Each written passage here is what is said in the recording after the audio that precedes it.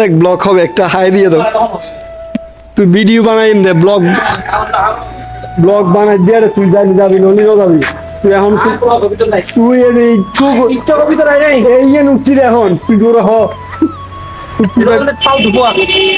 ফালতু বল আরো দেয় দূর হ হ্যালো বন্ধুরা, আশা করি সবাই ভালো আছেন। আবারও হাজির হয়েছি আমি সাকিব আপনাদের সামনে নিত্য নতুন ভিডিও নিয়ে। সো এই ভিডিওতে আমি আপনাদেরকে দেখাতে চাই আমাদের বাড়ি থেকে আমরা সোজা চলে যাব এয়ারপোর্টের আশেপাশে ঘোরাঘুরি করার কিছু দৃশ্য আপনাদের সামনে তুলে ধরবো। আর এই ভিডিওতে সফর সঙ্গী হিসেবে আমি একা নই, আমার সাথে থাকছে প্রিয় ভাই মাহমুদ ও আনোয়ার সাদেক।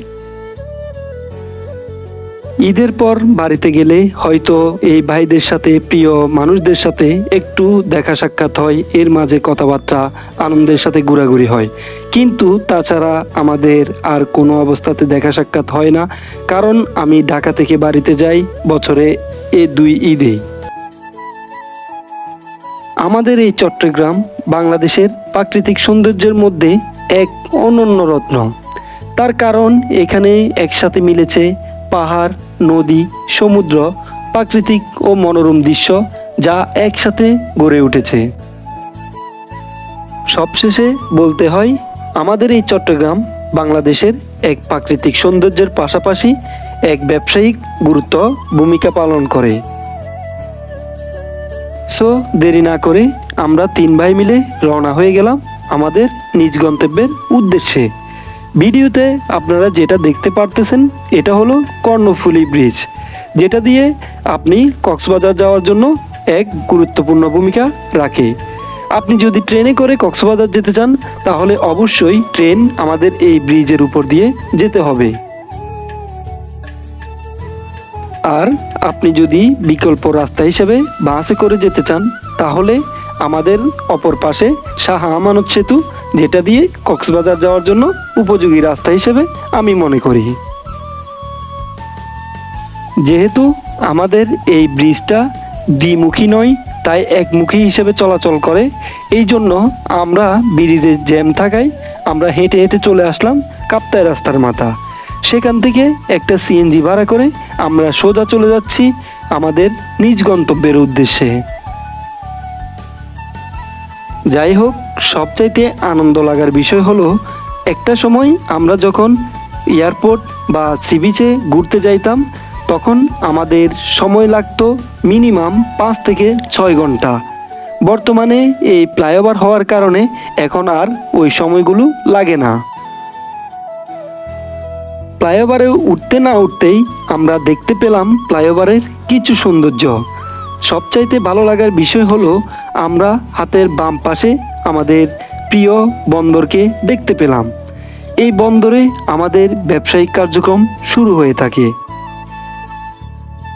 আসলে ভিডিওটা একদম বাজে হয়েছে, তার কারণ আমরা সিএনজিতে বসেছিলাম আমি একদম মাঝখানে সিটে, যেটা আমার ভিডিও শট নিতে খুব কষ্ট হয়েছিল। যাই হোক, তাতে কোনো আফসোস নেই, ছোটোখাটো ভিডিও শট নিতে পেরে আমি তাও আনন্দিত। আমাদের এই চট্টগ্রামের উন্নয়নগুলো দেখে আমার একটা কথা খুবই মনে পড়ে, সবচাইতে ভালো লাগে, কারণ আমিও বলি সবাই মিলে গর্ব দেশ, এটা মোদের বাংলাদেশ। সো বন্ধুরা, আপনারা এখন যে রাস্তার ফুটেজের ভিডিও দেখতেছেন এটা হলো নেভাল রাস্তা। নেভালে যাওয়ার জন্য এই রাস্তাটা এবং এয়ারপোর্টে যাওয়ার জন্য এই রাস্তাটা মানুষ ব্যবহার করে থাকে। এই রাস্তায় যেহেতু সময় কম লাগে তাই মানুষ এই রাস্তা দিয়ে এয়ারপোর্টে প্রবেশ করে। সো বন্ধুরা, দীর্ঘ 30 থেকে 40 মিনিট অপেক্ষা করার পর আমরা চলে এসেছি আমাদের নিজ গন্তব্যের কাছাকাছি। এটা হলো চট্টগ্রাম বন্দর। হাতের বাম পাশ দিয়ে আমরা সোজা চলে যাচ্ছি আমাদের এয়ারপোর্টের মেইন গেট দিয়ে।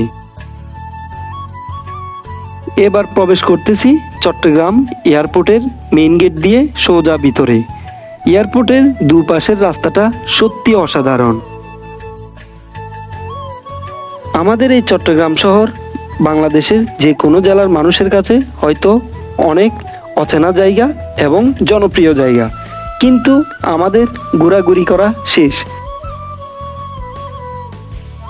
সত্যি বলতে ভাই, আমার জীবনে একটাই স্বপ্ন, আমি বাংলাদেশের বাইরে না গিয়ে বাংলাদেশের ভিতরে যে 64 জেলায় সুন্দর জায়গাগুলো আছে আমি তা নিজ আনন্দে উপভোগ করব। এবার আমরা নেমে পড়েছি সিএনজি থেকে। যাই হোক, আমাদের মাহমুদ ভাই সিএনজি ভাড়া দিয়ে দিয়েছে। সিএনজি ভাড়া রাস্তা মাথা থেকে নিয়েছিল 400 টাকা, যেহেতু ওদিক থেকে আসার সময় ভাড়াটা একটু বেশি নিয়েছে। যাই হোক, যাওয়ার সময় হয়তো বেশি নিতে পারে, দরদাম করে গেলে কোনো সমস্যা নেই, আপনি কম দামেও যেতে পারবেন। আমার বাবা বেঁচে থাকতে আমাকে সবসময় একটা কথা বলতো, ঠিক তেমনি আমার মাও ওই কথা আমাকে বারবার বলে, যে বলে সৎসঙ্গে সর্ববাস, অসৎ সঙ্গে সর্বনাশ। আমি ঢাকায় থাকলে যতটা চিন্তা আমার আম্মু করে, আমি বাড়িতে গেলে ওদের সাথে চলতে গেলে আমার মা এক বিন্দু পরিমাণও চিন্তা করে না। তার কারণ আমার মা জানে ওদের সাথে চলাফেরা করি, ওরা কখনো আমাকে খারাপ পথ দেখাবে না। যাই হোক, বাড়িতে আমার অনেক স্কুল বন্ধু আছে, কলেজের বন্ধুরাও আছে। সব বন্ধু খারাপ আমি তা বলবো না, এমনকি আমি কখনো খারাপ বন্ধুদের সাথে বন্ধুত্ব করি নাই। যাই হোক, আমার বাড়িতে গেলে অবশ্যই তাদের সাথে ঘোরাফেরা একটু বেশি হয়ে থাকে। সো আমরা যখন সিএনজিতে বসেছিলাম তখন আমাদের জোহরের আজানটা হয়েছিল, কিন্তু আফসোস আমরা নামাজ পড়তে পারি নাই। তাই এয়ারপোর্টের পাশে একটা মসজিদ আছে, এই মসজিদে আমরা আমাদের কাজা নামাজটা আদায় করে নিচ্ছি। সো মসজিদের ভিতরে প্রবেশ করতে না করতেই হাতের ডান পাশে দেখতে পেলাম ছোট্ট একটি অজুখানা। সেখানে আমরা অজু করতেছি এবং আমি ভিডিও করাই, আনোয়ার সাদিক বলতেছে এখানেও কি ভিডিও করতে হবে? তো যাই হোক, মাহমুদ ভাই সুষ্ঠু সুন্দরভাবে অজু করতেছে, আমার বলতেছে আমাকে কি ভিডিও করতেছস? আমি বলছি হ্যাঁ করতেছি। সো নামাজ শেষে আমি একটু ভিডিও শ্যুট করে নিলাম এবং বাহিরে বের হয়ে আমি একটু বাইরের দৃশ্যটা উপভোগ করতে লাগলাম। এর ভিতরে তারা আমাকে বলতে লাগলো এখানে নাকি ফটো তুললে অনেক ভালো হবে। তো তাদেরকে আমি কয়েকটা ছবি তুলে দিলাম, তারা আমাকে তুলে দিল। তো যাই হোক, এবার কিছুক্ষণ ওখানে ঘোরাঘুরি করে আমরা চলে যাচ্ছি নেভালের কাছাকাছি। এয়ারপোর্ট থেকে সোজা বের হলেই হাতের ডান পাশ দিয়ে চলে যেতে হবে নেভালের রাস্তায়। বিকেল বেলায় ব্যস্ততম এই শহরে মানুষ একটু মনকে ফ্রেশ করার জন্য চলে আসে এই নেভালের পাড়ে। এই নেভাল সাগর পাড়ে আসলে মানুষের একটা আনন্দ লাগে এবং তারা চায় মনকে একটু ফ্রেশ করতে। এখানে আসলে আপনার শরীরে লাগবে সুমধুর শীতল ঠান্ডা বাতাস এবং তার পাশে রয়েছে ছোটোখাটো কিছু খাবারের দোকান। যাই হোক, আমরা অনেকক্ষণ ঘোরাঘুরির পর আমাদের যেহেতু একটু খিদা লেগেছে, তাই আমরা ছোটোখাটো অল্প নাস্তা নিয়ে নিলাম। যাই হোক, দামটা একটু তো তুলনামূলক এত বেশি না, এয়ারপোর্টের ভিতর থেকে এখানে একটু কম ছিল। আমরা সবাই জানি বাংলাদেশ একটা দুর্নীতি দেশ, এই দেশে দুর্নীতি দিয়ে ভরা। এটার প্রমাণ আবারও প্রমাণ করিয়ে দেয়, একটা সময় এই পর্যটনে ওঠার জন্য আমাদের ভাড়া লাগতো 50 টাকা বা 100 টাকা টিকিটের বিনিময়ে, কিন্তু এবার তার উল্টোটা, এখানে নাকি 200 টাকা দিলে ওখানের ভিতরে প্রবেশ করতে দেওয়া হয়। তবে ভাই, আমি একটা কথাই বুঝি, যেখানে টাকা দিয়ে সব কিছু দেখতে হয় সেখানে আমার যাওয়ার কোনো প্রয়োজন নেই। কারণ আমি ঘুরতে গিয়েছি, টাকা খরচা করেছি, এটা আমার কোনো লস হয় নাই। কিন্তু ওখানের ভিতর গিয়ে আমার ক্ষণিকের জন্য একটু টাকা বেশি খরচ করার জন্য আমার কোনো প্রয়োজন নেই। এই টাকা দিয়ে আমরা খাওয়া দাওয়া করব। সো আমরা সেখানে না গিয়ে আমরা সোজা চলে আসলাম আমাদের পতেঙ্গা সি বিচে। যেহেতু ঈদের ছুটি শেষের দিকে, তাই বন্ধও যেহেতু শেষের দিকে, মানুষ ঘোরাফেরা করার জন্য দেখেন কি ভিড় টানায় করতেছে। প্রায় সময় এখানে প্রত্যেক শুক্রবারে ঘোরাফেরা করে মানুষ, অনেক ভিড় জমায়। বিশেষ করে আমাদের চট্টগ্রামের লোকগুলো যেহেতু ওখানেই থাকে, তাই ওরা শুক্রবারে একটু ঘোরাফেরা করার জন্য এখানেই চলে আসে। লোকাল বাসে এখানে আসতে হলে আমাদের প্রায় লাগতে পারে 50 থেকে 60 টাকা। তাই যেহেতু ভাড়াও বেশি না, মানুষ এই জন্য সোজা চলে আসে এই পতেঙ্গা সি বিচের পারে। এখানে আসলে আপনি অনেক খাবারের দোকান দেখতে পারবেন।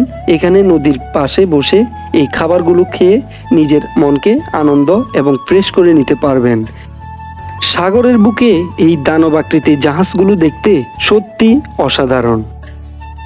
কথায় আছে না, যেখানে বাঘের ভয় সেখানে মানুষের রাত হয়, কথাটা একদম সত্যি। যাই হোক, কিছুক্ষণ সেখানে মনের আনন্দে ঘোরাঘুরি এবং সময় পার করার পর এবার আমরা চলে যাইতেছি আমাদের গন্তব্যের উদ্দেশ্যে। সো গাইস, আজকের ব্লগ এই পর্যন্ত। দেখা হচ্ছে নতুন কোনো ভিডিও নিয়ে। আল্লাহ হাফেজ।